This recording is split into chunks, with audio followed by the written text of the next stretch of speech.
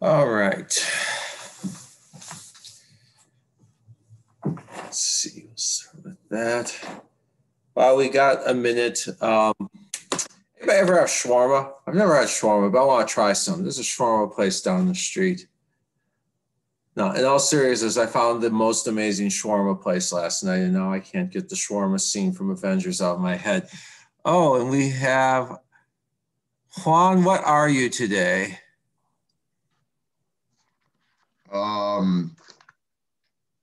What's it called? Money Heist. It's a show in Netflix about a bank robbery. Trailers for it. It looked a little bit like V for Vendetta. Oh yeah, that one too. Okay, so let's get started. We were talking about convolutions last time, and the convolution of two functions f and g is denoted with this asterisk symbol that in no way looks like a multiplication or complex conjugate. And it's integral of f of x prime, g of x minus x prime, dx prime. It is also the integral of g of x prime, f of x minus x prime, dx prime. The order doesn't matter. And the idea is that we use this a lot to model experimental data to say, all right, we've got, say, an input. We've got inputs at these wavelengths. Maybe here's the spectrum of light emitted by some very weird system. This is our input. And then our output, well, let's see, we would take over here, we would replace this point here with a spread out peak that reflects the fact that our detector spreads out signals. We'd replace the peak there with something spread out, the point there with something spread out. We'd replace each point with something spread out, which doesn't seem like a big compromise so far. It doesn't seem like we're losing anything until I start replacing this with things that are spread out. And now the result is that we have just kind of blurred out that there is actually a secondary peak there. That's what real instruments do. And a convolution integral is a way of quantifying the effects of that. There are other places where convolution integrals spread up. Energy of a system of point charges, or not even point charges, a system of charges, okay? For each point in the system, for each charge Q, you have to look at all of the other charges. And And the potential of charge Q is the sum over all others, which I'll call Q sub I, Q times Q sub I over the distance. I'll write that as R of Q minus the position R of Q sub I. All right, that, and then there's some 1 over 4 pi in Heaviside Lorentz units with C equals 1, the only units that any good physicist would use. Yes, that's hyperbolic. So that would be the energy of 1 point charge. That would be that would be the potential energy of 1 point charge. Now you notice how we've got the difference between two variables here? More generally, this could be an integral rho of Q times rho of Q prime over R minus, sorry, this should be rho of R times R minus R prime.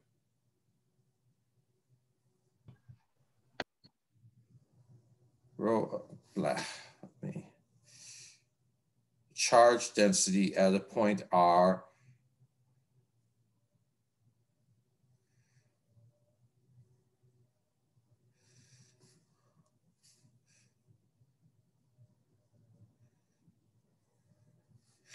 Now, this is a little bit more complicated than a convolution integral because we have a function just of R, a function just of R prime, and a function of their difference. But ideas like this, some of the same ideas still apply, all right? So this is the idea of, in order to model a system, you have to calculate an integral that has functions of two different variables multiplied by something that depends on the difference of the variables. That shows up a lot in physics. Now, one thing we discussed is that the Fourier transform of a convolution is equal to the Fourier transform of one of the functions multiplied by the Fourier transform of the other function.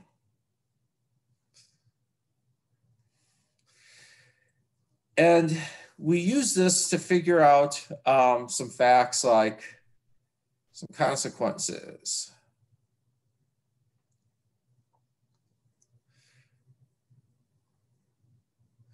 The frequency spectrum of your data is going to be narrower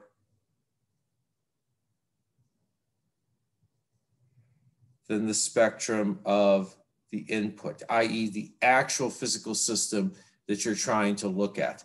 Unless the response function of your system is perfectly flat, responds the same to all frequencies, then it will narrow the spectrum of the output.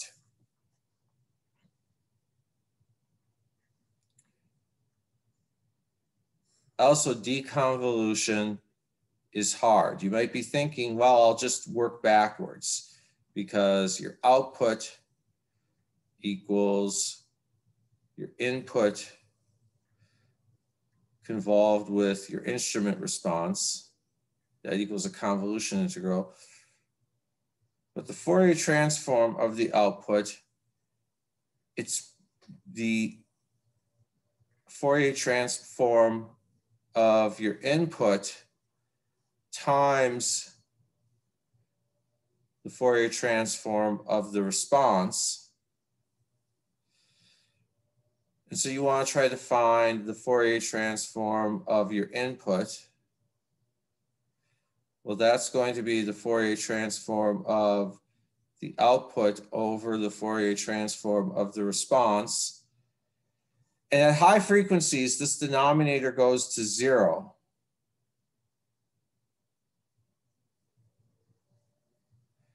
And if we had a pure input, a completely pure input, the numerator would also go to 0, so we'd probably be okay. but our input includes, but we've also got some noise in our output. And the noise is going to be non-zero at high frequency. And so we take something non-zero, divide by 0, and we have a problem. That's the idea. Those are some of the most important ideas that we get from the convolution theorem. We're going to talk about a few more important ideas that we get from the convolution theorem. But I want to, at this point, do an example. Let's try to convolve two Gaussians. Let's take e to the minus x squared over w1 squared convolved with e to the minus x squared over w2 squared. That would be the integral from minus infinity to infinity of e to the minus x prime squared over w1 squared, e to the minus x prime squared over w2 squared dx prime. I tried doing that by hand. It is incredibly messy. All right, I was on 2 pages of algebra and still not getting anywhere. But we know that the Fourier transform of the convolution is just going to be the product of these two Fourier transforms.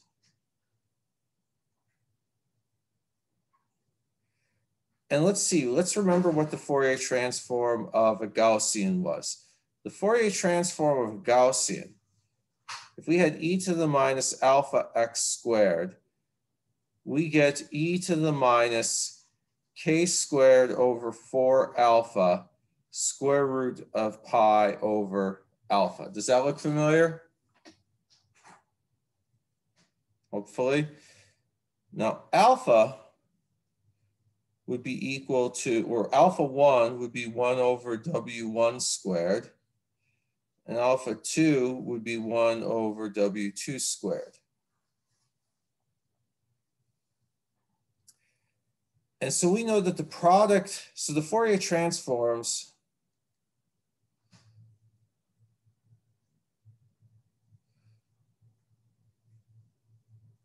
that should just be equal to e to the minus w squared k squared over 4. Replace w with either w1 or w2, depending on which one we're doing, times the square root of pi over 1 over w squared, or w square root of pi e to the minus w squared k squared over 4.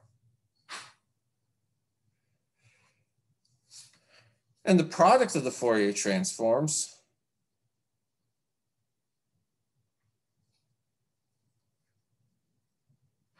well, that would just be e to the minus w1 squared k squared over 4, e to the minus w2 squared k squared over 4, w1, w2, pi, because we multiply that factor and we multiply that factor. Any questions on the algebraic steps leading to this? Actually, I have a question sort of on your handwriting. Is that e to the power of minus w squared over k squared? Is that a u or a 4? That's a 4. Okay, thank you. If my handwriting gets any worse, they're going to give me a prescription pad. No, it's probably more of my fault for not, you know. Anyway, so any other algebra questions or procedural questions?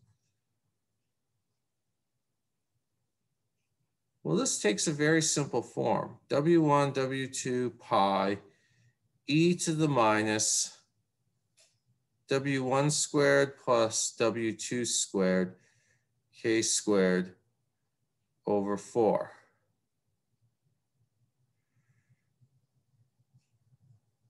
Can anybody tell me what that must be the Fourier transform of?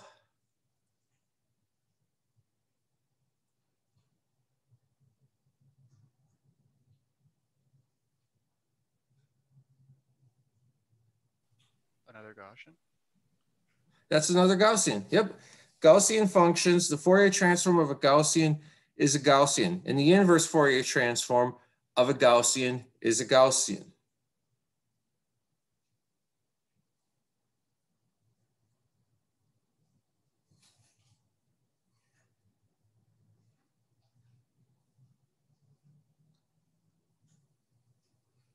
And the width must be equal to the square root of W1 squared plus W2 squared.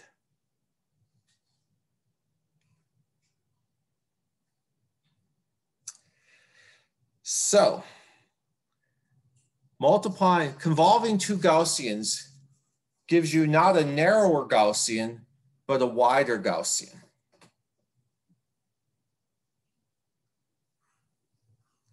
And that is just another way of saying that in any experiment, say you're looking at a Gaussian peak, you're studying some signal whose peak is Gaussian.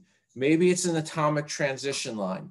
Maybe it's the decay spectrum of a subatomic particle. Maybe it's the very narrow radio emission line of a pulsar. Maybe it's some correlation function in biophysics, whatever, or some distribution of times in some distribution function in biophysics. Whatever it is, you're studying this peak and it's at least roughly Gaussian. At this point, an expert on one of these topics will say, well, it's not really Gaussian, it's actually more whatever. But I work in a field where we approximate all peaks as Gaussian, and people want a Nobel Prize for work that approximated their peaks as Gaussian. So we're calling it good enough, damn it. Anyway, if you can model the peaks as Gaussians, then your instrument will also probably have a Gaussian response. And so the convolution of your instrument response with that peak will be something wider.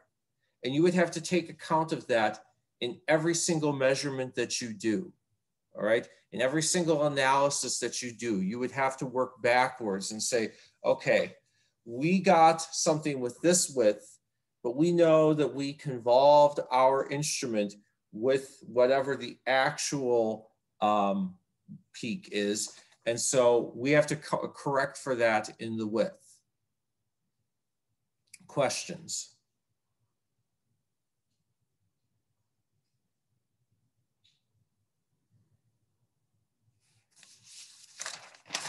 Experimentalists, never let it be said that I didn't do anything for you in this class, okay? Fourier transforms and convolutions in this form are frankly at least as important for experimentalists as they are for theorists. Now let's talk about another consequence of the convolution theorem.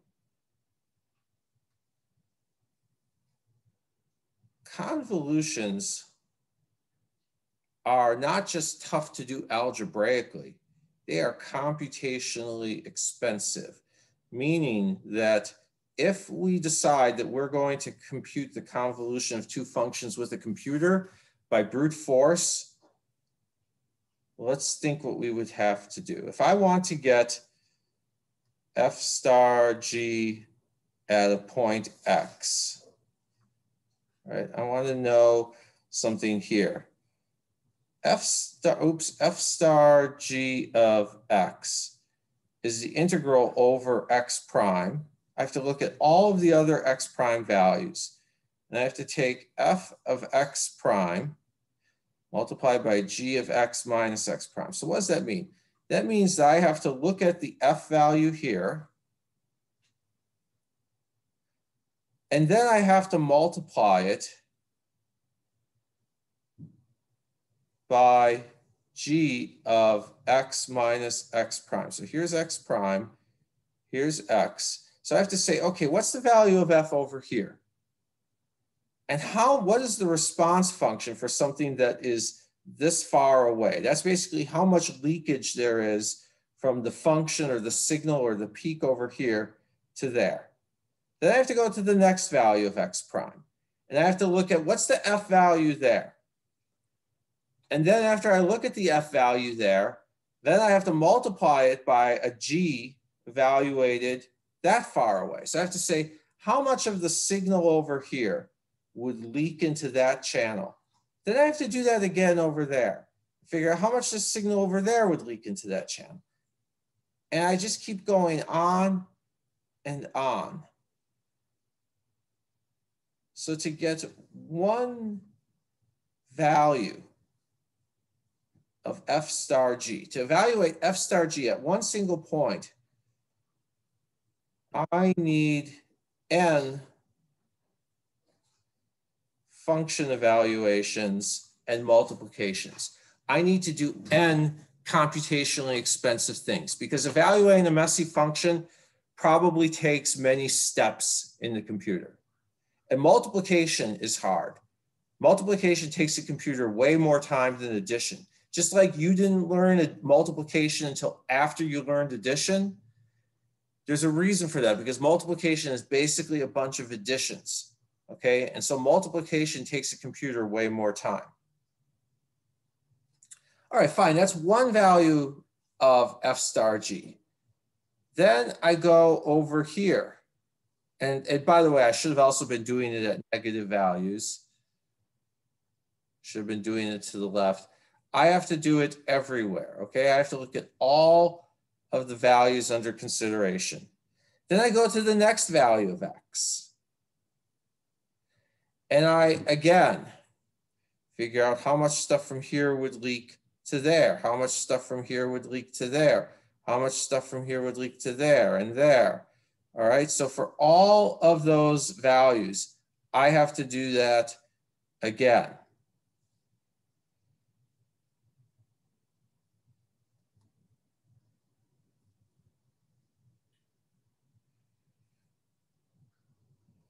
You might say, well, what if I don't want to work with n x values? Well, if I don't want to do that, I don't want to do that. But usually I want to cover the full range of my input. I want to look at outputs over the full range of my inputs. Okay, so if I want to make full use of the entire data set in front of me, then for each of the n, I want n values, and for each of them, I have to take n steps.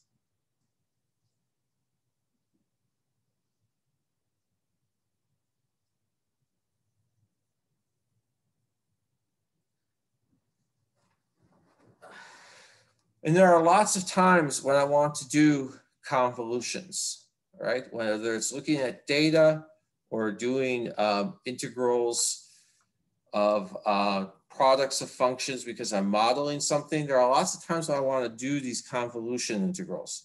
And they take n squared steps if I do them by brute force. Any questions on why I'm saying that? On what this means or the logic leading up to it?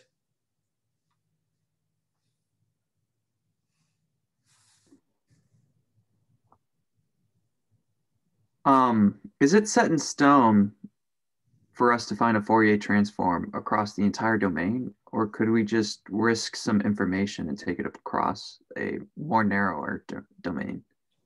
You could always Fourier transform a subset of your data. Okay. Data in the trash. If you have reason to believe that the data is contaminated, then you should absolutely toss it in the trash. But tossing data in the trash arbitrarily could be anything from stupid to dishonest. It's stupid if you're disregarding something that would just improve your precision. It's dishonest if you think that the part of the data that you're tossing out would falsify your hypothesis. So that's the sort of thing that you should only do if you're a social scientist trying to advance a political narrative and agenda. But if you're a scientist searching for truth, and by the way, most social scientists don't do that. That's not a swipe at social sciences, that's a swipe at politics. But if you're interested in truth, then you should not toss out a segment of your data unless you have some reason to believe that it was contaminated, that while you were collecting data here, somebody turned on an instrument. While you were analyzing these cells in your biophysics experiment, those cells had already been infected with something or damaged in some way. Then you should absolutely toss out the data, but you shouldn't just toss out data arbitrarily. Now let's talk about how we could speed up convolutions. It turns out that there's something called the FFT, the fast Fourier transform. It's a numerical algorithm invented in, I think, the early 60s. It's a way of Fourier transforming data, so discrete sets. It's not going to, Fourier transforming a discrete function. It's not going to do something with symbols. If I ask for the Fourier transform of e to the minus x to the fourth multiplied by e to the minus alpha x squared times a polynomial, well, that's just plain difficult. And I'm asking to do that exactly, and maybe there isn't an exact solution. But if I just had a bunch of numerical data and I wanted to Fourier transform numerical data, there's something called the fast Fourier transform.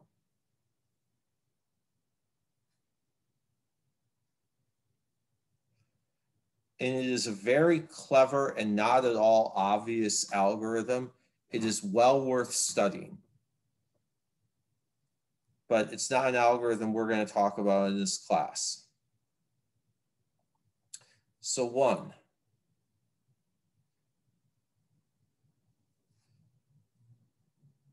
That's 2n steps. 2. Multiply the n values of f of k by your corresponding f of g. Sorry, f of g of k, blah, blah, blah, g of k. All right, so if I've got f of k and g of k,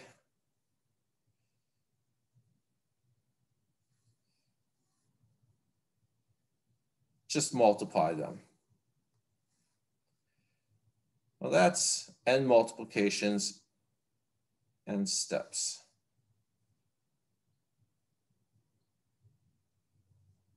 Inverse FFT, the product.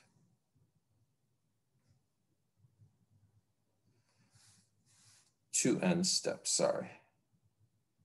N step, no, it's just n steps. All right, and so the result, and by the way, some of those steps are longer than others, okay? But the result is that what we've got is something where the number of steps is proportional to n, not n squared. N squared would be really bad. It would mean that if I double my data set, I quadruple my work. Now, granted, computers get faster, but then somebody comes along and says, hey, I can quadruple my data set. Well, now I'm multiplying by 16. And so whatever your computer's currently capable of handling, somebody can slow it down massively with a not too massive increase of data. Going from order n squared to order n is a huge improvement. And this is how people usually do convolutions. But there are a few exceptions. There are some weird cases where they have special kinds of convolutions. Here's something proportional to n, here's something proportional to n squared. There are special data sets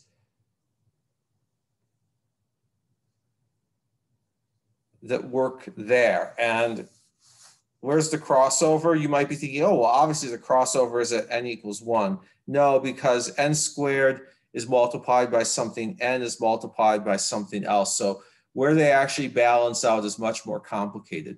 There are special data sets that work down here, okay? And if you're doing one of those special data sets, then a straightforward convolution is better. But most data is up here.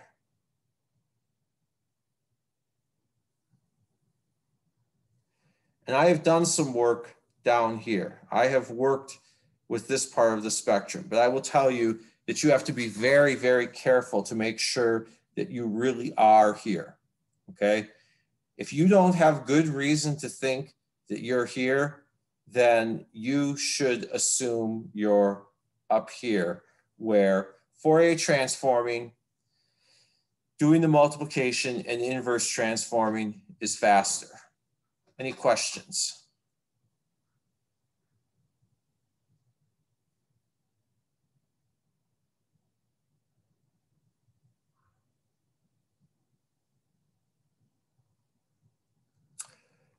I will also add that this is a much bigger theme than just convolutions and Fourier transforms. One of the more fun research projects I did with some students about a decade ago, we published an algorithm that took a very different data analysis task from order n to order square root of n, all right?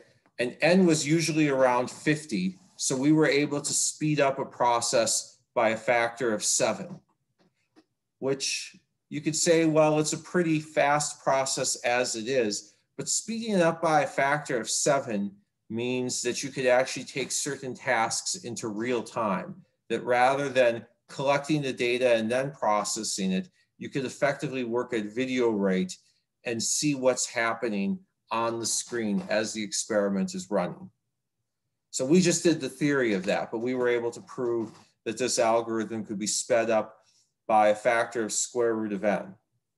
And so this is a theme that shows up a lot in physics, people speeding up algorithms. Another project, my current percolation project, which 2 students in this class are working on, we ourselves did not speed up this algorithm, but we're using an algorithm that someone published 20 years ago that was also a very, very rapid speed up of the previous algorithm. So this is a big theme in physics. Can you find an algorithm that will do this task faster? It's not just a theme in physics. Sometimes it's impossible to come up with an algorithm that will do something faster. And that's what cryptography is based on. Cryptography is based on the idea that certain tasks are just really, really, really difficult to do. So difficult that if you threw the best computers in the NSA's basement at the task, it might take longer than the age of the universe to perform that calculation. And therefore nobody can get through your stuff. So it turns out that the main way that the NSA actually does have very good mathematicians and engineers. They actually do have some very clever algorithms, but there are some things that just simply cannot be cracked. So the other way that the government gets through cryptography is through something much more traditional that doesn't require a math wizard. What they do is they go to the people who make software and they say, hey, look, we can either do this the easy way or we can do this the hard way, okay? Now, the easy way is you work with us and, you just build a little back door in there because you don't need no mathematician if you got the key. I mean, come on, any idiot here can put the key in, all right? So you give us the key and then we all good. So that's what they often do. They build in back doors that don't require a math wizard, that just require an errand boy with a key, because math wizards can show that some things really are super, super hard. Some things really would require the age of the universe, even with the fastest computer. So when that fails, instead of sending some really smart mathematician, they just send some guy who says, hey, look, we can do this the easy way, we can do this the hard way. The easy way is you just give us a back door and then it's all good. You know what I'm saying? And obviously the key is a little more sophisticated. So they do need a mathematician somewhere along the line to make sure that that key works and that that key is well hidden. But the process of getting that key built in doesn't require mathematicians or engineers or computer geeks, just requires a guy who knows a guy. You know what I'm saying? All right, so that's so much real world work is based on figuring out what is the maximum speed of an algorithm. And Fourier transforms are a perfect place to look at an algorithm that has sped up a lot of data analysis. And it requires, though, understanding what is a convolution integral? Why do we want convolution integrals? What is the convolution theorem? But once you know that, then you see 3 steps that you can use to do a convolution much more rapidly than if you did it by brute force. Questions?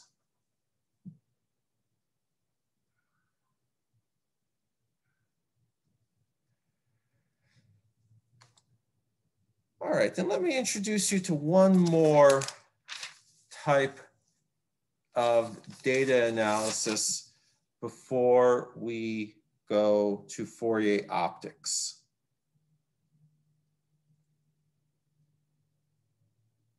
Autocorrelation. An autocorrelation function, C of tau, is equal to the integral from -infinity to infinity, f of t plus tau dt. It's basically the correlation of a function with itself, or the convolution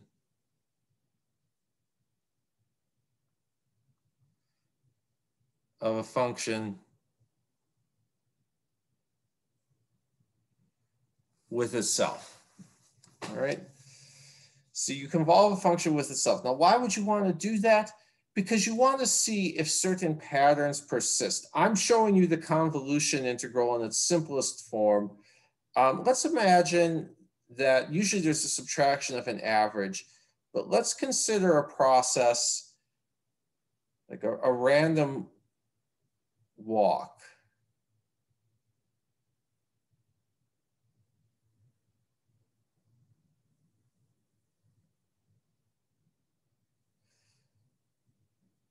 All right, now the thing to notice about this random walk, a random walk is a system that just randomly changes. At each time step, the variable either increases by a small amount or decreases by a small amount, okay? And random processes show up all over. The Brownian motion of particles in a fluid, tremendously important everywhere in material science, chemistry, biophysics, lots of other fields of physics. Lots of microscopic processes can be modeled as random walks. Now, one thing that I would note about this random walk is that it seems to have some long-term persistence, okay? Meaning that there may be small jitters, but there are also some long-term trends. It seems like once it gets going up or down, it tends to, aside from some small jitters, go up or down for a while. That's what my eye sees. But, you know, the human eye is easily fooled. People are pattern matchers. We search for patterns even when they don't exist. And so in order to know whether those patterns are real, we calculate this autocorrelation function. Now, on sufficiently long time scales, if I go far enough ahead, well, it could be negative or positive, or negative or positive or negative. So on very long time scales, this product, on average, this product is 0.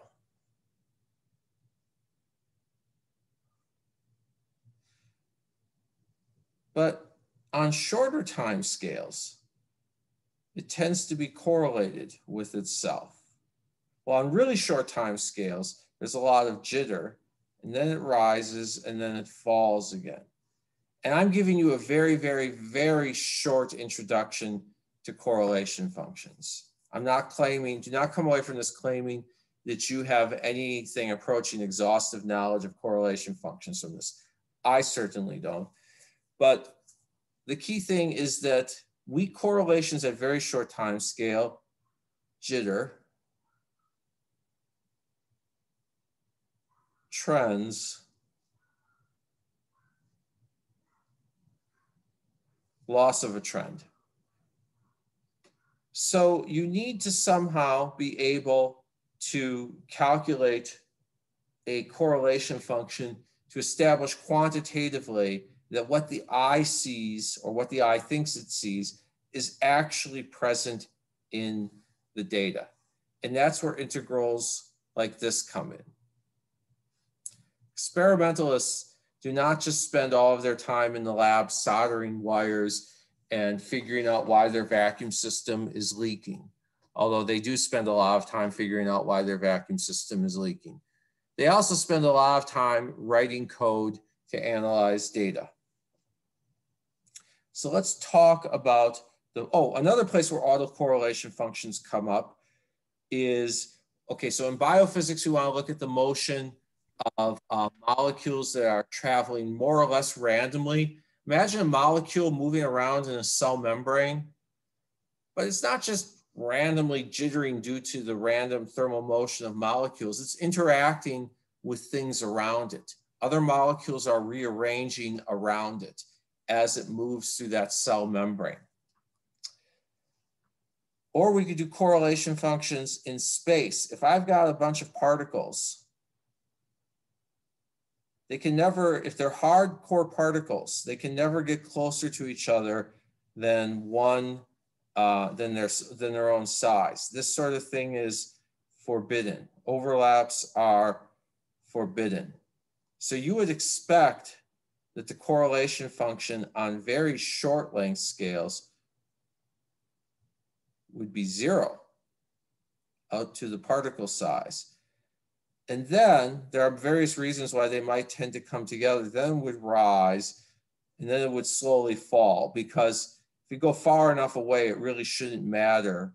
The presence or absence of a particle here should have no bearing on what's happening over there. And so people will study arrangements of particles and compute autocorrelation functions of the data in 2D. And when they compute those autocorrelations of the data in 2D, again, these Fourier ideas become important. Because if you think about it, again, this correlation function has a lot of the same mathematical structure as a convolution integral. All right, I've got my data, goes from 0 to big T.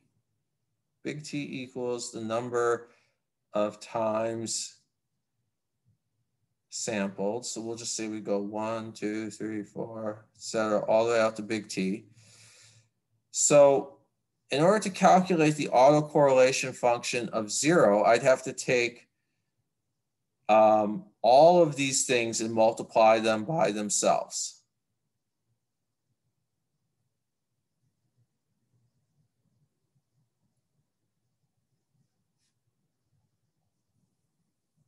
Again, I'd have to take the integral of, I'd have to sum up f of 0 times f of 1 plus f of 1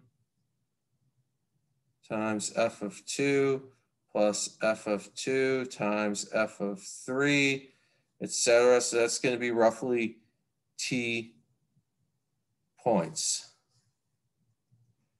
Now, by the time you get to c of t, well, now it's just f of 0 times f of t. But on average, t over 2 multiplications, because here we had t things. Here we had t plus 1, t minus 1, because now you've just got f of 0 times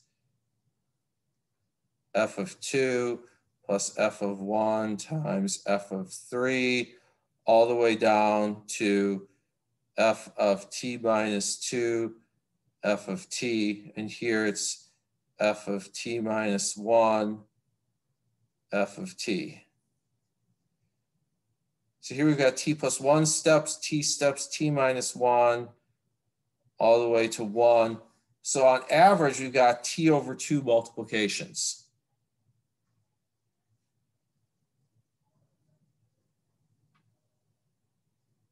And t values to compute. T squared over 2, my bad. T squared over 2 steps. Again, analyzing that kind of data, these experiments keep getting better and better and better. If somebody has a camera with microsecond resolution, they could collect 10 to the second data points. Sorry, 10 to the 6 data points per second. It could calculate 1 million data points per second. And their camera is taking a whole bunch, is looking at a whole bunch of particles in each frame. You can have 1,000 particles in a frame, in 1 million frames in a second. You could be watching something for 10 seconds. So 1 million times 1,000 times 10, that's 10 billion points. 10 billion points squared. Anybody want to write a program that will do 10 to the 8, 10 billion is 10 to the 10th. Anybody want to do 10 to the 20 calculations? Anybody want their senior project grade to hinge on 10 to the 20 calculations getting done? I don't. I don't want my career to hinge on 10 to the 20th calculations getting done.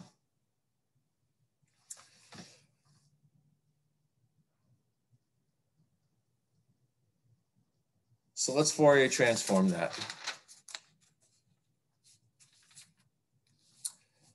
All right, the Fourier transform is going to be the integral from tau equals minus infinity to infinity, integral from t equals infinity to infinity. Because remember, you integrate over time to Fourier transform. So C was a function of tau. Because C was a function of tau, we have to multiply by e to the minus omega tau. That should be e to the minus, you know what?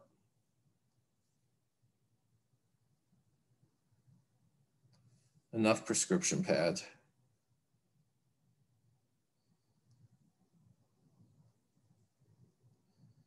Integrate over tau,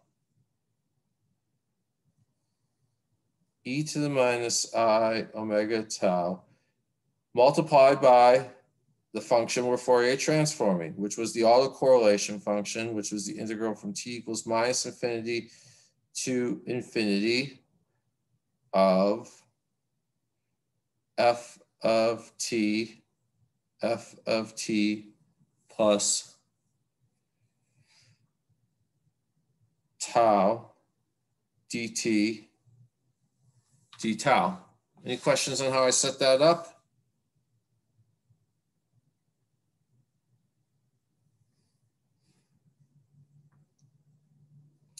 Then we do a U substitution. U equals t plus tau. So du equals dt if tau is held constant while integrating over t.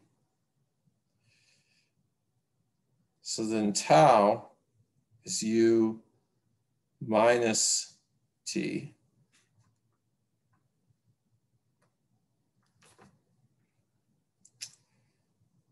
And so this becomes the integral from tau,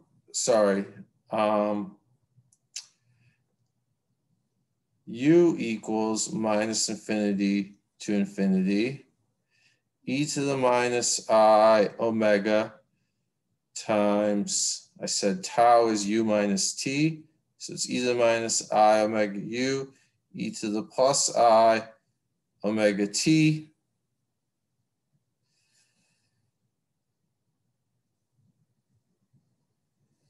And there should also be an integral out here.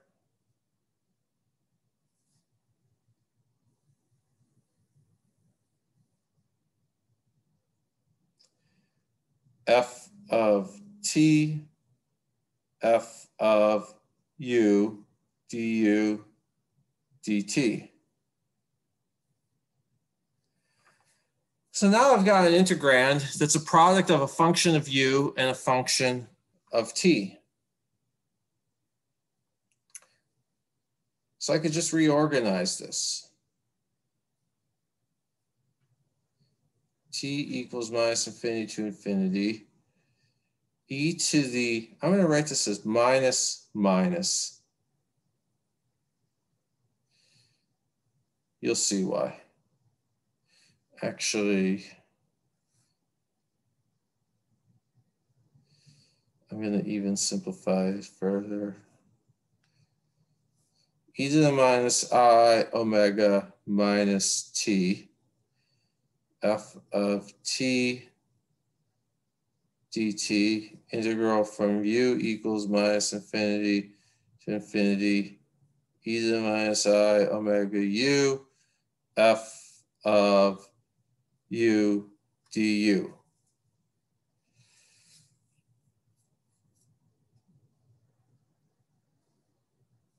And I just realized that I made one more error there. I'm sorry to keep on redoing this. E to the minus I minus omega t.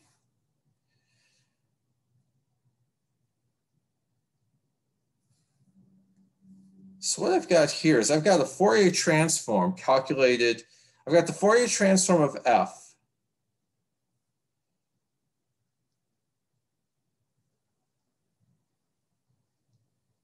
Minus omega. That means that I calculated the Fourier transform and I just plugged in minus omega instead of plus omega.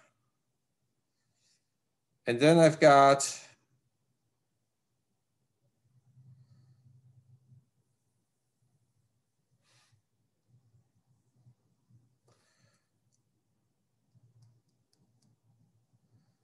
so the Fourier transform of my correlation function is equal to A of minus omega, A of omega.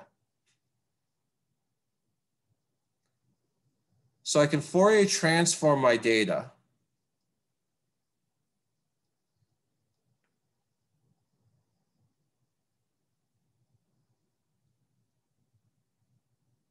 So I take f of t and I get out A of omega. And you know, as I calculate that Fourier transform, I've got positive values of omega and negative values of omega. For each omega, multiply A of omega by A of minus omega.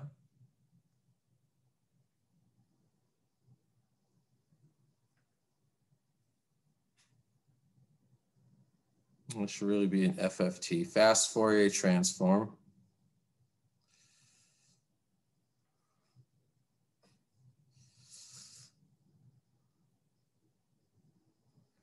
So I FFT my data. Then for each omega, I multiply A of omega by A of minus omega. I inverse FFT. And now I have C of tau. And now I have C of tau by doing 10 to the 10th calculations instead of 10 to the 20th calculations. And to give you an idea of the difference between 10 to the 10th and 10 to the 20th, 10 to the 10th is 10 billion. I mean, gigahertz processing, taking into account a whole bunch of factors. That's something that, depending on the nature of the calculation, could be done in an hour or less. Something simple, well-designed process on fast computer that isn't junked up with a bunch of other things, good operating system and everything, less than an hour. Bad laptop, bad coding. The coding isn't too bad. You know, it's something that's getting done in your afternoon, okay? 10 to the 20th calculations, that's never getting done. 10 to the 20th, think about it, a mole is 6 times 10 to the 23rd. 6 times 10 to the 23rd is this ungodly huge number in the macroscopic world. So ungodly huge, no one ever thinks about analyzing a mole of material, one atom at a time, okay? 10 to the 20th calculations is 1/10,000th of a mole. Okay, it's how many molecules you would have in a liter at a concentration of 0.1 millimolar. 0.1 millimolar is a realistic concentration in chemistry. And 10 to the 20th is how many molecules you would have in that liter of solution at a concentration of 0.1 millimolar. And no one would ever analyze that one molecule at a time. But with realistic modern experiments, you could get 10 to the 10th data points, 10 billion data points to analyze. And if you did this the hard way, you would need 10 to the 20th steps, a number of steps that's equivalent to something insane in chemistry, which will never happen. But if you Fourier transform your data and then do some multiplication and then Fourier transform back, we're talking about 10 billion steps, which can be done on a modern laptop in a reasonable amount of time. Any questions?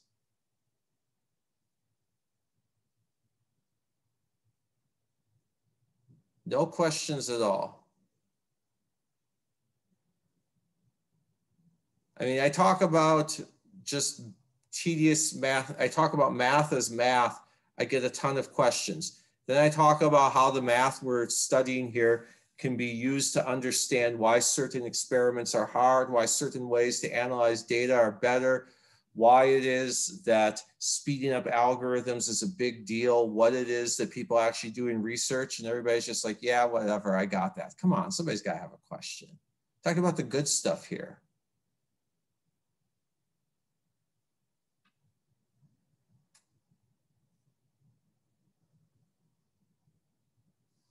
Nobody has a question on the good stuff. Not enough experience to have a question. Okay, that's fair. That's fair. If I talk about how to do some integral in the Fourier series, you've integrated x e to the x or x e to the I kx. You have questions about that. I get it. Yeah, I know I'm talking to a group of noobs. When I was a noob, I was like, crap, I want to hear all the good stories. Tell me more. My freshman physics class, they gave us the craziest guy in the physics department. He would write all of his example problems at like 11 at night, 2 in the morning while watching Star Trek reruns. And so he'd get these weird scenarios. Captain Kirk is on the planet and the meteor is traveling towards the planet this fast and he has to run towards this point where he'll be beamed up, but the meteor is coming at him, but it's going through the atmosphere and there's air drag. Does he make it? And then he would tell us stories about Landau and Feynman and Fermi, and he'd give us the good stuff and we'd ask him for more. All right, fine. I've already hinted at 2D Fourier transforms. It's talking about integrating data in higher dimensions. So we could take a function f of x, y, and we can write that as a double integral over kx and ky a of kx, ky, e to the I kx times x, e to the I ky times y, dkx, dky. And we could do it in 3 dimensions.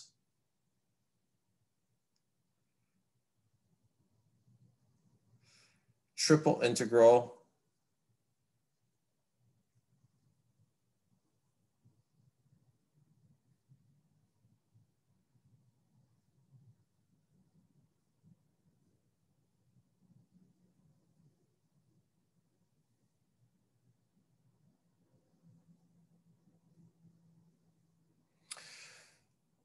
All right.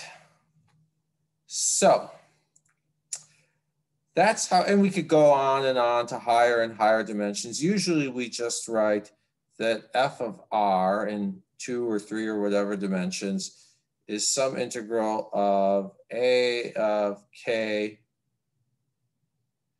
e to the I k dot r, and there should probably be a 1 over 2 pi depending on how you do this, depending on what your conventions are. I vow not to punish you over prefactors of 2 pi. Factors of pi in the exponent, huge importance, because that determines how rapidly everything's oscillating. If you get everything right except for that factor of 2 pi out front, I promise to never punish you over it, because there's 3 different conventions, at least, probably 4 depending on how you count them. I'm not going to punish you for using one of them instead of the other.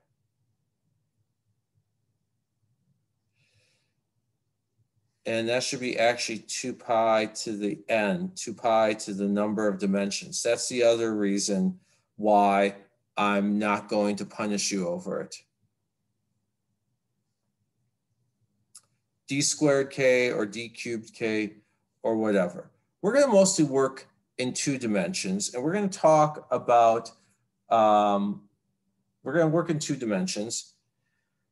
And the first thing we should understand is, what is e to the I k dot r?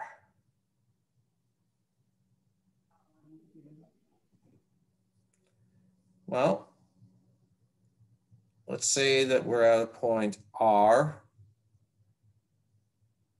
We're at some position in space with position vector r. And here's our k vector. I could think of k dot r as length of r, length of k, cosine of the angle between them. So I could, if I wanted to, think of that as the length of r multiplied by the component. Actually, I'm going to write the other way. I'm going to write it as the length of k, 2 pi over a wavelength, times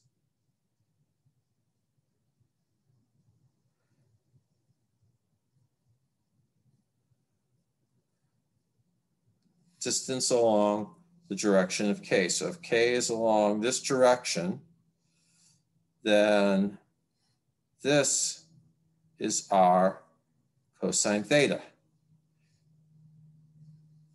And that's going to give us a function, an oscillating function with peaks arranged along that axis, along the direction of k. So e to the I k dot r is just some sinusoid, and the peaks and troughs of the real or imaginary part, whichever one you're looking at, are just arranged along this axis. Let's visualize that. I have posted a file in Mathematica that will visualize that. So first what I do is I define function k of theta, where you can play with the length of that angle of theta, and you can play with the length of k and the orientation of k. And then I do a plot, and we're just going to say that the length of k is 2 pi, so the spacing of the peaks is 1, and we're just going to look at the real part. And I've got a phase shift in here, which we'll worry about later. But if I play with the angle, as I increase theta, the orientation of this function, the orientation of the line that the peaks and troughs fall along, gets rotated.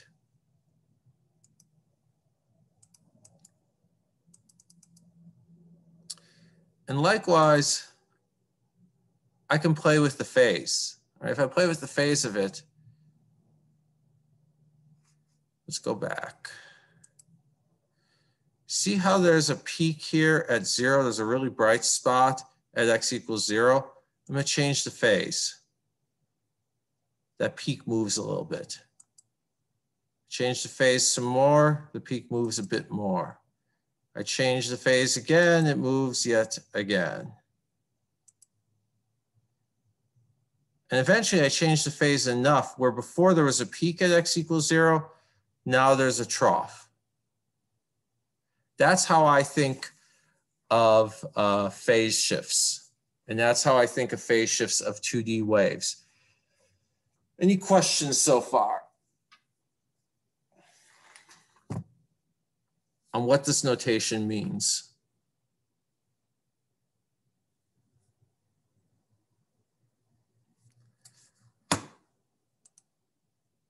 Playing with Fourier transforms in 2D has very visual consequences. So here I've got a picture from my favorite movie. I could probably quote every line of that movie. It's right up there with Ghostbusters and Princess Bride. And we can Fourier transform it. I'm using a program called ImageJ. J for Java, image because it's an image processing program. It was developed by the National Institutes of Health. So it's a free image processing package used by most people in the life sciences. I can Fourier transform it. This is the Fourier transform of that, okay? This program computes the Fourier transform, and it doesn't look like much to the human eye. But now what I'm going to do is I am going to do something called a bandpass filter on this.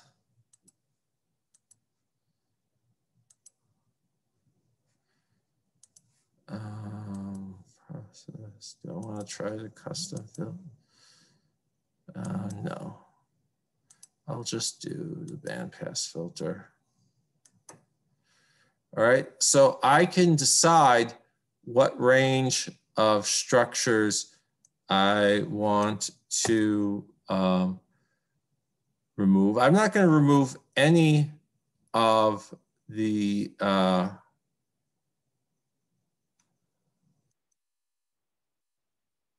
right. I remove some of the low frequency. Let's undo that.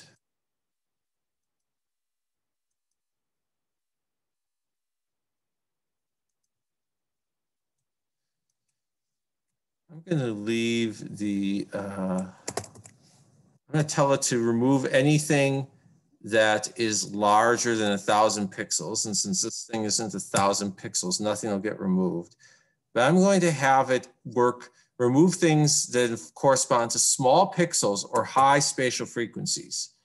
So when I tell it to remove high spatial frequencies, you see what happens? Everything gets blurry when I remove the high spatial frequencies. So 2D Fourier transforms can be used to understand images. They can be used to understand what those images are made of. This image, like any other image, is made of a whole bunch. It can be represented as the sum of a whole bunch of oscillating functions. And if I remove the oscillating functions with very high frequencies, then I get something that looks much blurrier. And as I do more of this processing, do another, let's go out to 20. You see how it gets even blurrier still. Yet despite all of that, Bob and Bob are still staring into your soul, and you realize that all hope is lost as soon as the consultants show up. Questions?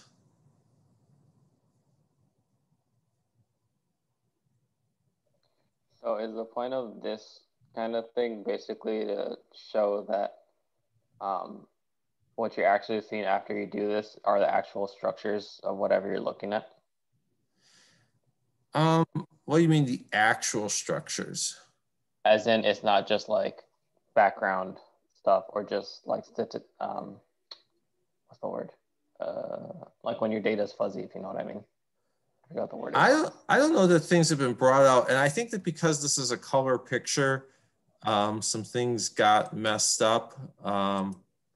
Let's undo a few times.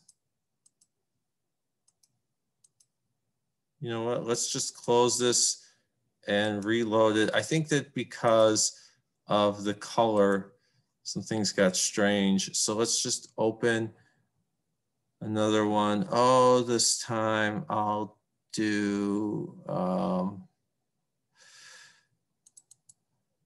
Helena from Orphan Black. And let's first play with the color. Can I make this can I make this black and white? Is it going to let me make this black and white?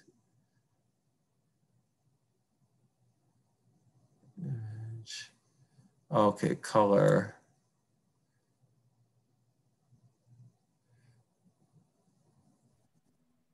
If you split the channels, it does red, green, blue. That would do black.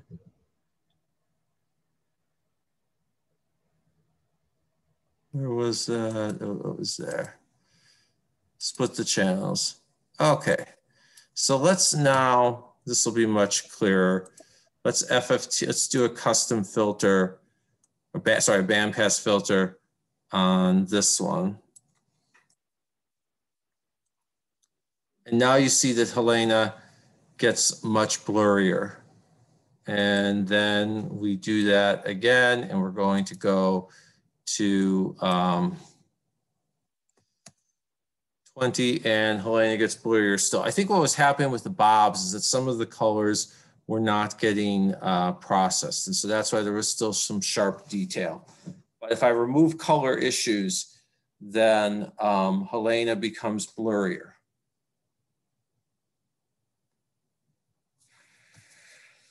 Any questions? Yeah. Does this have something to do with image compression? Yes, in image compression, you may notice that you don't get perfect sharpness. You get weird things near sharp cutoffs between colors, like the border between two different colors, or around sharp features. Certain types of image compression, like JPEG, they toss out some of the higher spatial frequencies. And as soon as they toss out, they try to toss them out intelligently, so it doesn't turn into what you would see if you looked at Helena without glasses on, but still, it's not perfect. There is some information loss.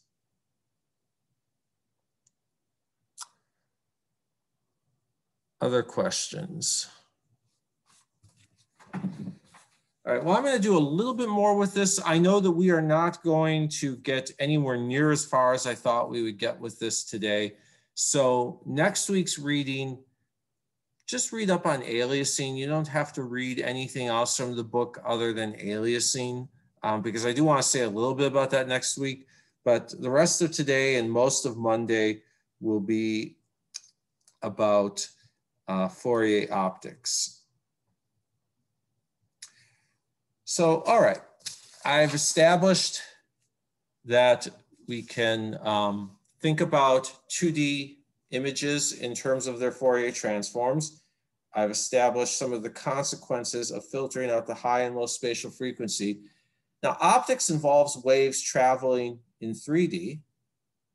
But let's say that we've got two waves hitting a surface, and they make angles of minus theta and plus theta with the axis perpendicular to the surface.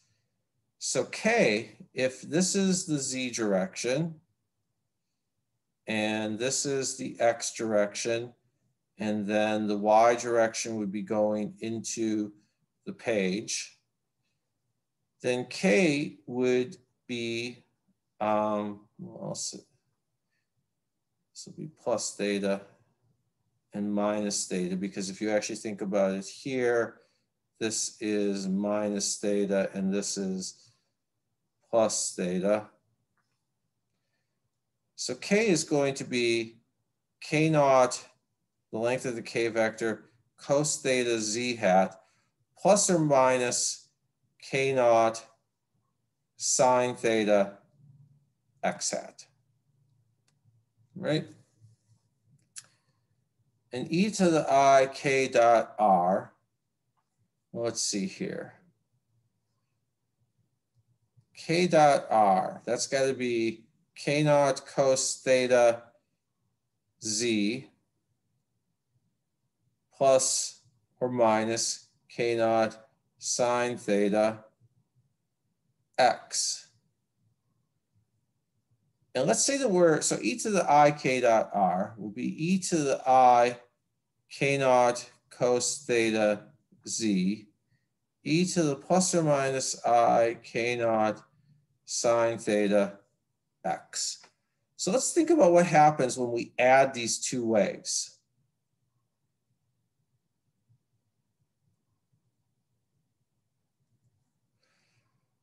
We are going to get e to the I, both terms, we're going to get e to the I k naught cos theta z, e to the I k naught sine theta x, plus the other thing.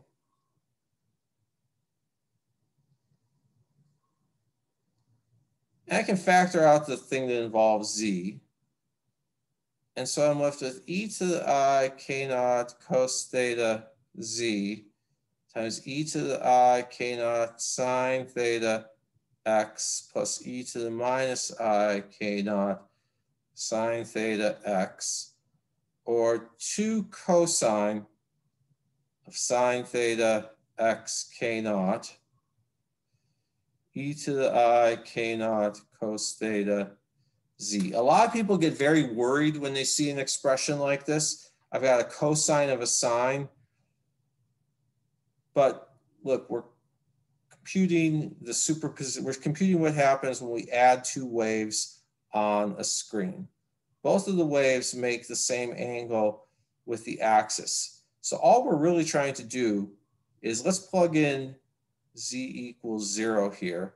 All we're left with is 2 cosine of sine theta k naught x.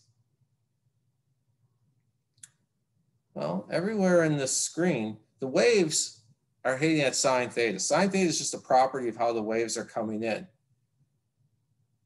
So if I look at, say, these points versus these points versus these points versus these points versus these points, sine theta and k naught are the same everywhere. It's only x that's changing. And this is a peak.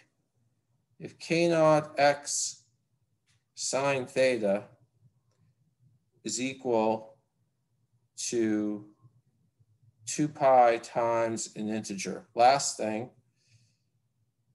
So I get that there's a peak when x is 2 pi times an integer over k naught sine theta. So if I have two waves that are coming in at almost the same angle, their peaks are very far apart because sine theta is small. So I get this tiny number in the denominator. I get a huge peak spacing. If they're coming in sharp, almost opposite each other, sine theta is 1. I get a very small peak spacing. And this is why in optics, you can get light interference patterns of light where the peaks and troughs are separated by huge distances that the eye can see, even though the wavelength of light is minuscule and is basically by definition smaller than the eye can see. Any questions?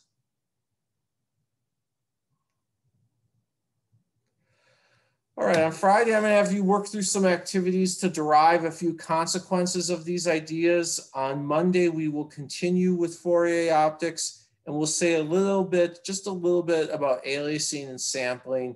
And then next Wednesday, we will start differential equations. Have a good day.